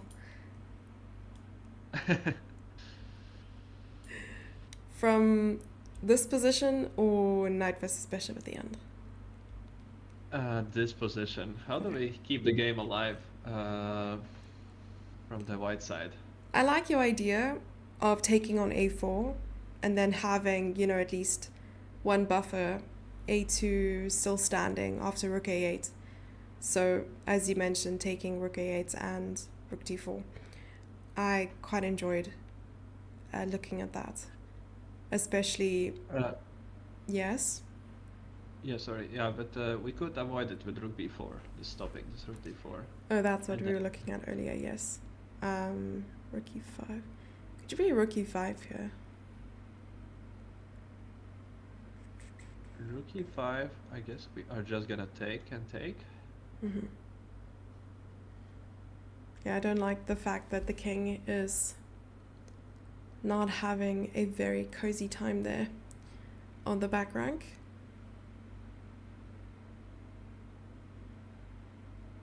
Hmm.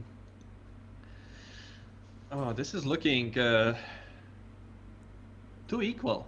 Mm, It's very hard to get any serious winning chances here. Um, I'm sure that after b takes a4, there are other moves as well that are totally fine for black.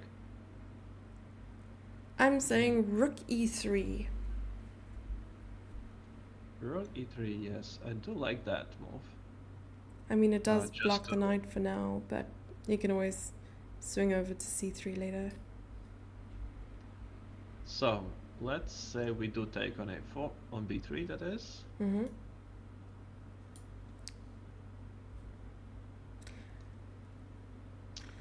Could With a pawn. take with the rook. Mm-hmm. Oh, now we have an e3 square at least here for the knight. 10 So I head would expect idea. rook a8 right now. You're always finding ideas. Goodness. Okay. I think, But I assume that at least we got the pawn away from the light square. That is a yes, big win. bishop d7. No. Bishop e6 maybe. Bishop e6? I don't know. Yeah, bishop e6. We should probably block the d pawn. Or do you think rook a4 is better first before bishop Oh, e6? that is tricky, since But then we rook are takes not able to d5. take. Oh, yeah. Totally saw that. That's why I suggested it. Mm-hmm. Okay, but rook a4. This is very, very strong. Hmm. Uh, since now knight e3 can be met with d4, very directly opening up the bishop and getting rook a8 on the board and just solving True. all the problems. True. So 93, d4, 95. 95, and this is looking scary. And check on e7. Finally get the king to g7. And this is why I'm not playing the match. Because The- I'm giving other players a chance. No, because my evaluation of this is horrible. Yeah, This but is then the still gonna knight. get exchanged. And the knight doesn't look like it has a lot of squares. I was looking at ways to trap the knight now, like rook. Yeah, rook c4 here, maybe. But we do end up losing the pawn on d4, unfortunately. And, oh, I see. Oh, I actually like this. That's a nice tactic. Now king f6, you cannot go knight d5 since we win a piece here. Knight And if you c6. go knight c6, then you have a back rank mate. Oh, Oh, I'll still rook d6 though. Ah, that was close. oh right, That and the was king very, can't very attack. close. Yeah, oh, rough. Yeah. So close. Wait, there was something here. There was a spike in the engine somewhere here. Apparently there's a move. Oh, same idea. No, not same idea. I'm lying. But this does look a bit suspicious from the white side to put the knight on e7. Rook here, knight here. And Oh, the same idea, just with a mate on e1, but a different execution. wait, how And does then I it assume how does it work? bishop d, rook e8, knight c6, bishop d5, right? Oh my gosh, yes. Wow, I did not see this. Rip. Yeah, that does seem tough. Okay. Tactics. Okay, let's sync it up. There we go. Current position. Sorry. Segue. King safety. GM Aman Hamilton calls H3 a snorkel. Oh, because you're creating a lift for your king. Okay, that makes sense.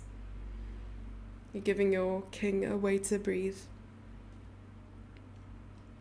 Oh, Jew didn't snork up. Chat is funny today. Wow. Do you do much streaming? I try. I do enjoy it a lot, but I do struggle to find time for it as much as I would like to. Okay. Uh, Yeah, um, streaming is fun. yeah, and it gives a good reason to be playing chess as well online. Exactly. You should do some karaoke on stream with Anna. I think we should all riot until that happens. I don't think that is a good idea. My abilities singing, I don't even have a word to really describe it. It's just not something that anybody wants to hear, I think. Oh dear. Oh dear. All right. So, Tom's question. Shall we go to our first break of today and then come back in about 5 to 10 minutes and yeah, just grab another cup of coffee or freshen up and yeah, what do you think? Yeah, that's a very good idea. My coffee is just running out, so that's perfect timing. Mine too. This is why I suggested it. All right, so we'll be right back, chat. See you in a couple minutes. Don't go anywhere.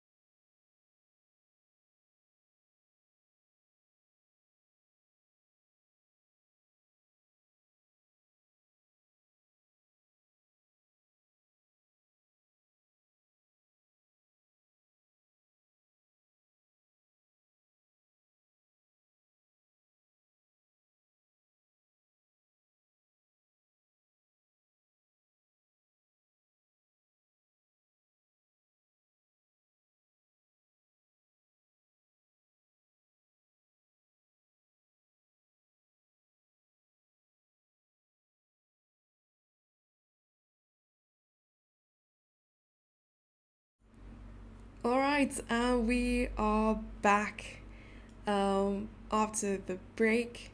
I see that there haven't been any, or there have been rather, moves on the board, Tom's. The decision was made, and on what way White is gonna try to achieve something, and she spent a lot of time on that, on b takes a4.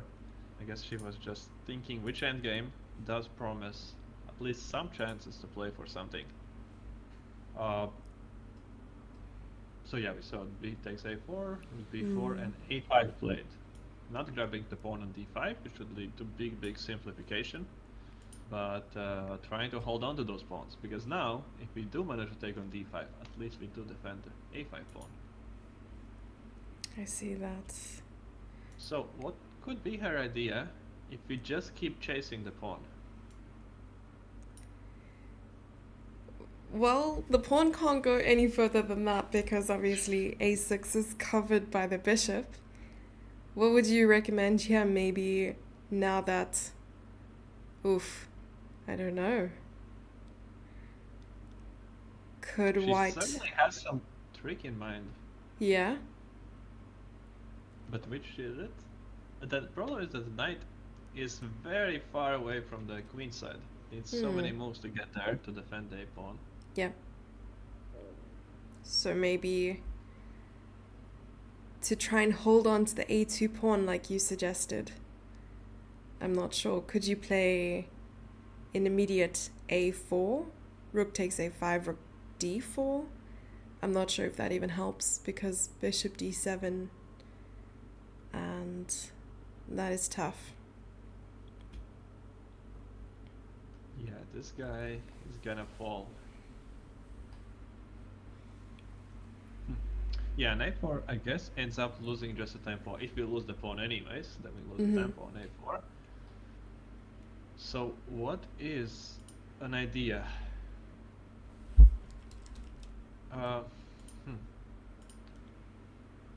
Does she just want to hold on to the pawn, like now play, let's say, knight a3, rook a5, and now just rook d2?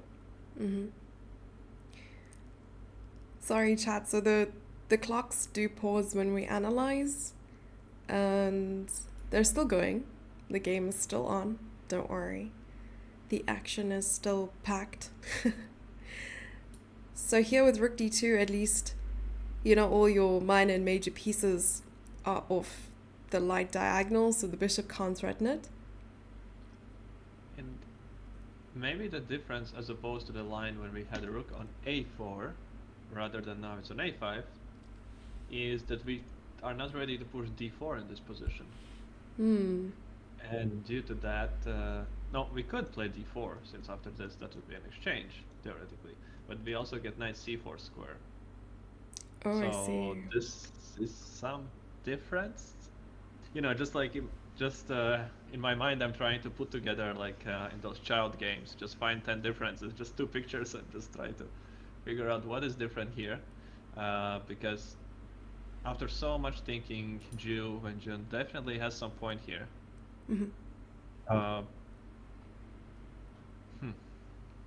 That's a really good question. Do you know if there's any Sophia rule, 30 moves before a draw can be made? That would make a lot of sense because, well, I suppose there's a way to bypass that just by repeating some moves if both players are in agreement that they want to draw the game. But maybe just to avoid quick draws, they would implement that. But it's Yeah, a very it good used to- question. It for sure was in the match between Ding and Gukesh. There was Yeah. this rule, but I did not read the regulations on this event so specifically to Yeah. know this kind of factor. But in this case, I'm pretty sure that Ju Wenjun is for now still not okay with the draw, because if she was okay with the draw, she had an option just to eliminate all the pawns instantly. But she spent so much time thinking, so I don't. Today we don't have to worry about that, and we have to educate ourselves for the next rounds on this question. Oh, okay, so these are the moves that were made. So there were some moves made on the board. So after a5, instead of rook b5 chasing the pawn, the rook went to a4 instead, allowing rook takes d5. And now instead of keeping the a2 pawn, white has retained the a5 pawn. What are your thoughts?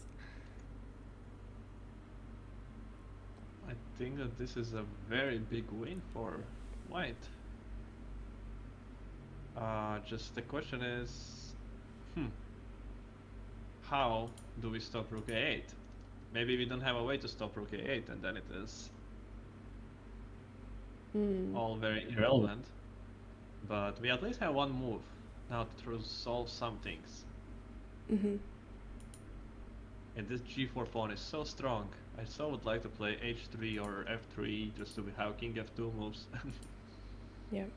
But the g4 pawn, it just stops it all. Just imagining a situation where is okay, now rook e5 doesn't make sense immediately, but just imagining this kind of potential position, I would like to have f3 on the board to meet rook a1 with king f2. But you can't do that, and playing g3 seems very suspicious for some reason, that the king could go to the light square here. Oof, this looks dangerous. It does, but we can't get with the bishop anywhere for now. Yeah, maybe.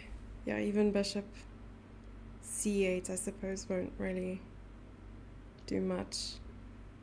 That's gonna be hit with rook e8, unfortunately, here. Mm-hmm. Maybe king g7, knight e3, and now bishop c8. Okay. With that idea. With the same idea. Just- All right. What about... Just Oh, no, punish okay. white.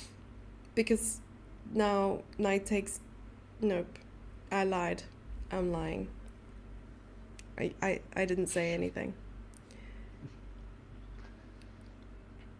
This can, even though white spawn up, I think it can get dangerous for white. Yeah.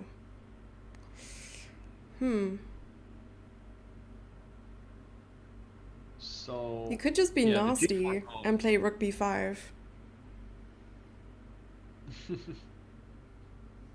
But perhaps now we are most like, I could repeat the position with bishop d7. I Sure. think. Black could get a I'm quick draw. thinking, can I play for a win already? And now bishop e2 and bishop f3. I see. Oh, it doesn't But let then- you much because of the bishop e2. We have Knight knight f5. Yeah. And there's a draw. You can still just make a draw. Exactly. Oh dear. Okay. Wait. Apparently Oh, that yeah. move loses. How does it... Oh. Well, We allow there it bishop is. b7 that. Yeah. So rook b6 is forced, I guess. But this is black who is looking for a win. Now maybe rook a7 with the bishop b7 threat again. Can't escape And these this- darn threats, but now you can just take on g4 maybe. Oh, you can take, and after f3, rook a2, you can suddenly hide with a knight on f2. Yeah. I was even thinking going king h3, but yeah, this seems a lot better. Yeah, king h3. This. No, before rook check, before f3. Oh, immediately you can do that. Okay, Yes. that's smarter. No need to give up the pawn. Yeah. Yeah. So that doesn't. Probably would have to just repeat the position for black there. Seems too ambitious to play it for a win. But that's this kind of the problem right now. Wait, and the position on the board is still, what's the live position? I think we have to refresh the live board, the small one. Ooh, someone did some research for us, Toms. So the regulations state the game if the game is drawn upon agreement between the two players during the game. Oh, okay. So if they draw, if they want to draw, they have to make at least one move, and that ends the game immediately. So there isn't any stipulation that they have to make like 30 moves or 25 moves, whatever it is. Which makes things easier, but maybe for content purposes. I mean, I know both players will fight, regardless. They won't just agree on a draw from move one. But yeah, for content purposes, that might not be the best. I mean, Yeah, short but day at the office for us, I guess. well, maybe it is just yeah. Here in this case, with these players, maybe it just doesn't matter which how much moves they can make or not, because they will just fight. But in some cases, it could be a big deal, yeah, because there are some much more calmly set players sometimes. Uh, Peace was never an option. Yeah. yeah, not here, not in this match. No, I don't think Like, so. again, the king from his position is the problem, but I would really like to make work sometimes some rook takes e6 and completely destroying black's pawn structure, making it super ugly, then ending up knight takes g4, and then going with the rook for the g pawn, but that seems to be way too many moves. And we are always gonna get checkmated on the back right. That's always the tough thing, and if you try to create a lift, well, this G4 pawn is just making things very, very difficult. I think in order to make the match even more fun, Tom's, G3 was played. No, that's me. Oh, okay. Got excited for nothing. Okay. That Um, was oh, yes. So to make the match more exciting, it would be great to know whether you are in favor of Ju and Ju winning or whether you're in favor of Tan winning. Who do you think will win? Of course, us commentators need to be super impartial, but now, this one time, I'm asking you, who do you think will win? just, you know, just statistically, as I said, the more solid player is the favorite in the match usually, if the level is relatively equal. But yeah, I would like to see somebody with as explosive playing style as Tan to win the match, because that would mean that, also somebody like me who also likes to play explosive chess would be able to theoretically win somebody in a match. Because I always feel like round robin tournaments or any sort of this format where you have to be solid, yeah, it makes my life very, very hard. Oh, okay. So Tan, very, very cool. I will And say Ju. Ju and Jin is going to win. So any particular reason? we've placed our bets. I've always been a huge fan of Ju's playing style and just her in general. I believe the first time that she won the Women's World Championship match was in 2018, and it was the knockout. So there were 64 players, and she ended up winning. It was in Ugra, Kantāns that they were playing, and I think in the final she played against Katerina Lagno, if I'm not mistaken. And believe it or not, Tom's, I was playing in that tournament. That Crazy is enough. so cool. Yeah. And I got that opportunity qualifying through, the not South African Championship, the African Championship. And in the first round, I played against Katerina Lagno. And you can imagine how that went. Yeah. Well, if since you said that she was in the final, then I guess I can guess the result. Spoiler alert. Sorry. Yeah. But that's so exciting. It's one of the tournaments that, like, one of the events that I still would really like to play is Mhm. exactly the World Cup. Yeah. Still haven't managed to qualify a single time. But I believe the Grand Swiss was in Riga, Latvia, a couple years ago, correct? It was, but I didn't play since the wildcard spot was given to somebody else rather than me in that No, I'm tournament. so sorry. 100% you deserve to play. But surely they should have given more spots to like the host country, is what they usually do for continental events. And that's like a world event. There should definitely be Yeah, more. there were not too many. Yeah, just very, very limited in this regard. Yeah, I guess they just want to keep the rating very, very high, so they don't want to risk some lower, like too many lower rated players to join in because they were like everybody there is 2600 almost. Oh dear. So Okay. so then it gets on the bottom. Just some junior players are lower, really. Wow. We have some moves again. Yes. What do you think about what's happening on the board? I think black is content at this stage. I'm wondering if knight to c7 might be played here. Just forking the rook and the bishop and then going for... Oh, wait, it's black to move, black of to course.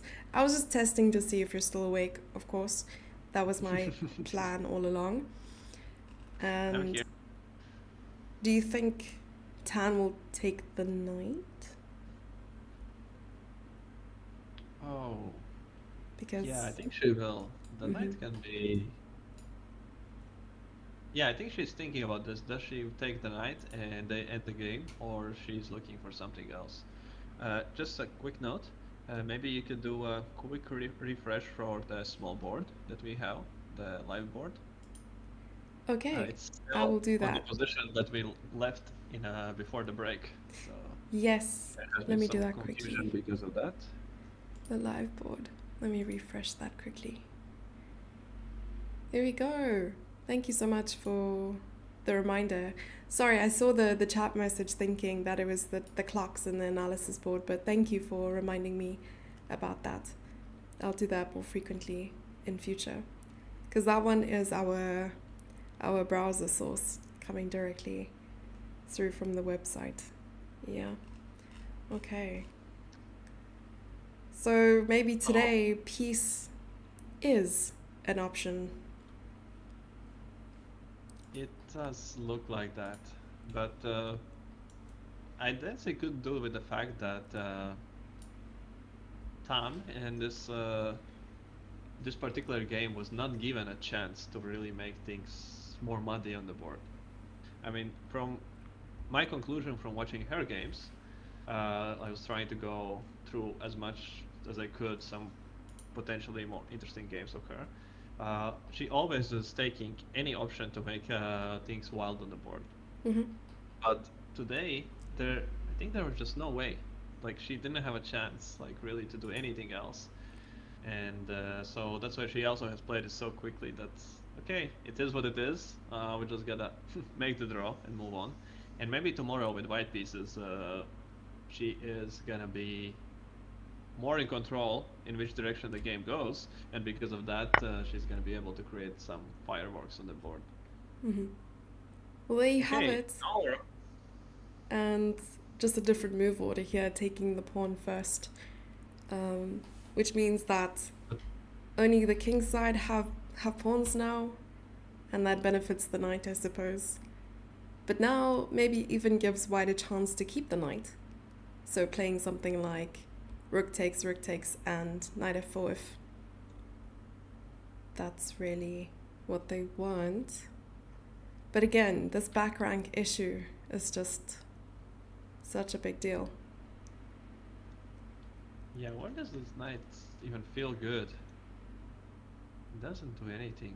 Maybe she's playing for a win still. Tan is gonna be trying to find a way to that the knight doesn't have where to settle. Just no good outpost. We have options to key it out with g5. And if you do end up playing the g3 move, then you know some Some things. potential danger could occur there. Yeah. I don't believe it, but even like h4 is just gonna always end the game here, and then we can safely play g3, and it's all complete fortress, even if we would not do any moves later on from the white side. And any endgames like this, Take with the knight, yeah. they are gonna be very, very easily drawn. So this is what we have also on the board right now. Bishop f5 played. And That's true. Maybe now she is content with a draw with the black pieces, with the mindset of try to push for a win with white and just settle for a draw with black. It always makes sense, I suppose. Yeah. have you ever played any like such a match formats with somebody, or just in the World Cup, like 2-game match? Mm, yeah, the match format, I've only played World Cup. I played the World Cup once in Sochi. My opponent was Valentina Gonina. It really isn't ever an easy game at the World Cup, I realize. It is tough. It is cutthroat.